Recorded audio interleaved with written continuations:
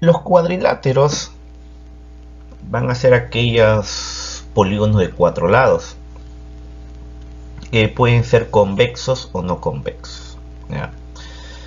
Como un polígono, tienes que recordar, es aquella figura geométrica donde se forma, que vas a tener n vértices que deben de cumplir las siguientes condiciones, donde al unir mediante segmentos de recta, dichos vértices solamente se tienen que intersectar en sus extremos y dos segmentos consecutivos no pueden formar un polígono.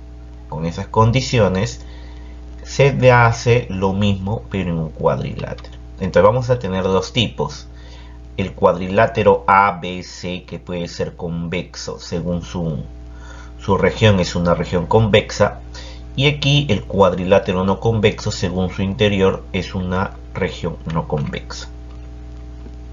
Entonces vamos a recordar los elementos aquí. Vamos a hablar de vértices. ¿Quiénes son los vértices de aquí de mi cuadrilátero? Serían el A, el B, el C y el D. Y aquí también sería el A, el B, C y D. Entonces los vértices de mi cuadrilátero serían el A, B y C. Los lados. ¿Quiénes son los lados? Los lados son los segmentos que me unen dichos vértices. En este caso vamos a tener el AB, el BC, el CD y el AD. De manera análoga, el AB, BC, CD y AD.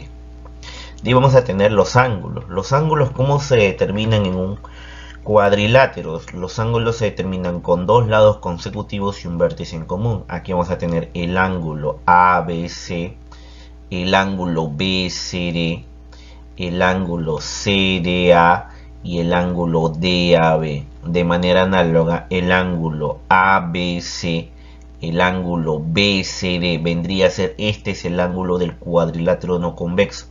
No vayas a pensar que es este de aquí, porque recuerda que ya hemos hecho en ángulos, los ángulos deben ser mayores que 0 pero menores que 180. Este no sería un ángulo, sería el de aquí. De ahí tenemos el ángulo CDA y el angulito DAB. Y por último vamos a hablar aquí de las diagonales. ¿Qué es la diagonal de un cuadrilátero? Vendría a ser el segmento que me une dos vértices no consecutivos. En este caso tenemos la diagonal AC y la diagonal BD. De manera análoga, la diagonal AC y la diagonal BD. En este caso, en el cuadrilátero no convexo, la diagonal BD se encuentra en el exterior. Recuerda, la notación de un cuadrilátero se pone la figura del cuadrilátero y se pone sus vértices. Repasemos entonces los vértices. ¿Quiénes eran? Por eso los vértices eran el A, B, C y D.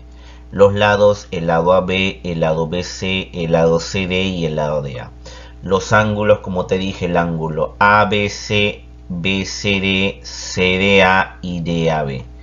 Recuerda que para el ángulo para el cuadrilátero no convexo, el ángulo BCD vendría a ser este de aquí, este es su ángulo.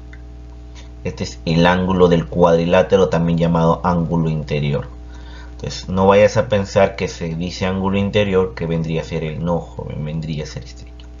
Las diagonales, ¿quiénes son? El AC y el BD. Y la notación sería, recuerda, los vértices del cuadrilátero, se ponen los vértices del cuadrilátero nada más. Teorema fundamental de todo cuadrilátero. El teorema fundamental de todo cuadrilátero, joven, sería que la suma de las medidas, los ángulos internos de todo cuadrilátero convexo, en este caso, me tiene que dar igual a ¿cuánto? A 360. De manera análoga, la suma de las medidas de los ángulos externos, uno en cada vértice en un cuadrilátero no convexo, sería también igual a 360. En cambio, en el cuadrilátero no convexo, tenemos que tener en cuenta que el mayor ángulo del dicho cuadrilátero no convexo va a ser igual a la suma de las medidas de los tres ángulos menores, en este caso. ¿Sí? Esas son las propiedades fundamentales que debes de tener en cuenta en un cuadrilátero no convexo y un cuadrilátero convexo.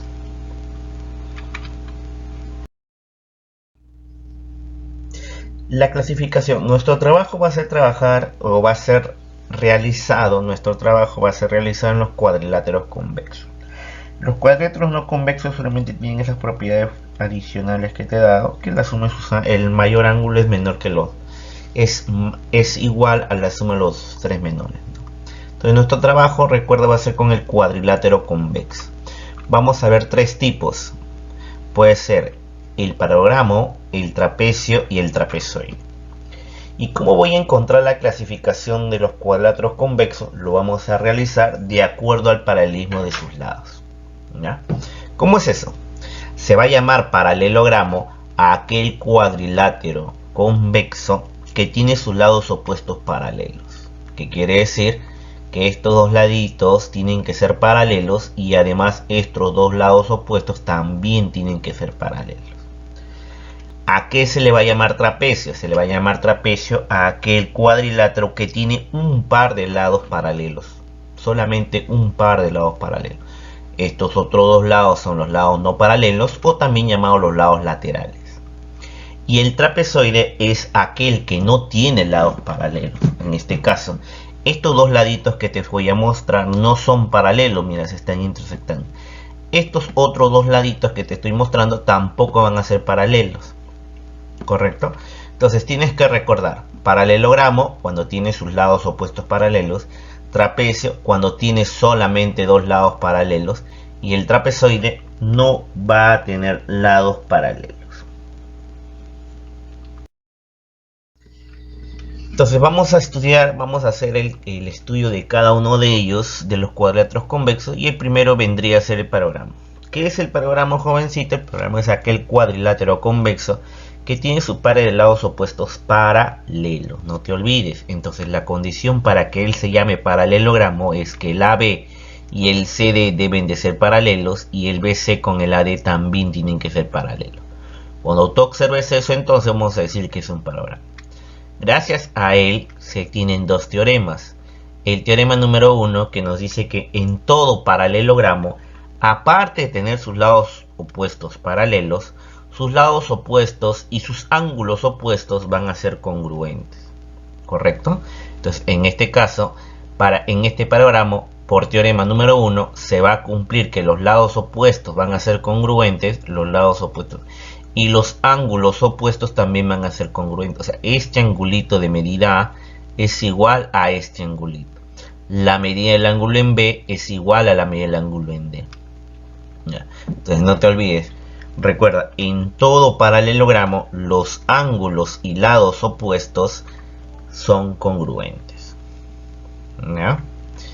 Teorema número 2. En todo paralelogramo las diagonales se bisecan. Tú vas a tener un paralelogramo.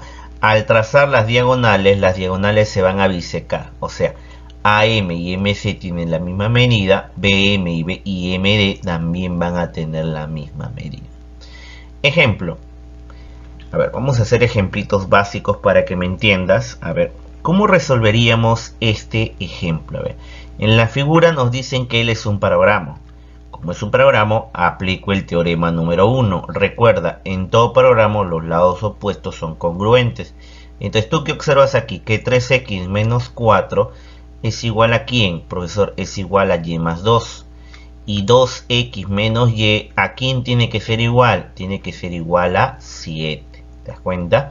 Entonces 3x menos 4 igual a x más 2y y 2x menos y igual a 7. Aquí me doy cuenta que puedo operar, el x pasaría a restar, el 2y también lo paso a restar y le saco la mitad. Este menos 4 lo pasaremos al otro lado, sería 2x menos 2y igual a 4. Sacándole la mitad sale x menos y igual a 2. Y como acá tengo x menos y acá tengo 2x menos y, me conviene ponerlo aquí abajo y formar un sistema de ecuaciones, ¿no? Por álgebra lo resto hacia arriba. Al restar me queda 5, se eliminan los y me sale que x vale ¿cuánto? Valdría 5. Esa sería la solución de nuestro ejemplito número 1. ¿Qué más? A ver, recuerda. Cuando uno ve lados paralelos, entonces en el paralelogramo siempre es bueno realizar o recordar los ángulos alternos internos. A ver, ¿qué nos dice el ejemplo? Nos dice que PC vale 6, CD vale 9 y nos piden calcular la longitud del segmento AD. Pero tú sabes que por el teorema número 1, el lado AD y el lado BC son congruentes. Entonces, si yo sé cuánto mide BP, le sumo más 6, me sale el valor de AD. Ahora, notarás que como gracias a la definición de paralelogramo, los lados opuestos son paralelos, aquí vas a ver, jovencito, que se van a formar los ángulos alternos internos, ¿no? Entonces, este angulito, ¿cuánto va a medir? Este angulito va a medir obligatoriamente alfa. Ahora, recuerda, en todo paralelogramo, por teorema número 1, los ángulos opuestos son congruentes. Como él vale 2 alfa, todo este ángulo debe valer 2 alfa, pero aquí tienes alfa, obligatoriamente este angulito debe valer alfa. Además, los lados opuestos también son congruentes, por eso es que AB es igual a CD igual a 9, y aquí vas a notar que como aquí va a ser alfa, se tiene que formar un triángulo. ¿Qué cosa? Profesor, como acá va a ser alfa, debido a que como los ángulos opuestos son congruentes, este angulito debe valer alfa, y como aquí es alfa, el triangulito ABP es isósceles, y si él es 9, él también valdría 9. Y completando aquí, jovencito, como habíamos dicho por teorema 1, los lados opuestos son congruentes. Como aquí veo que es 15, aquí también debe ser ¿cuánto? Debe ser 15. ¿Sí? Listo.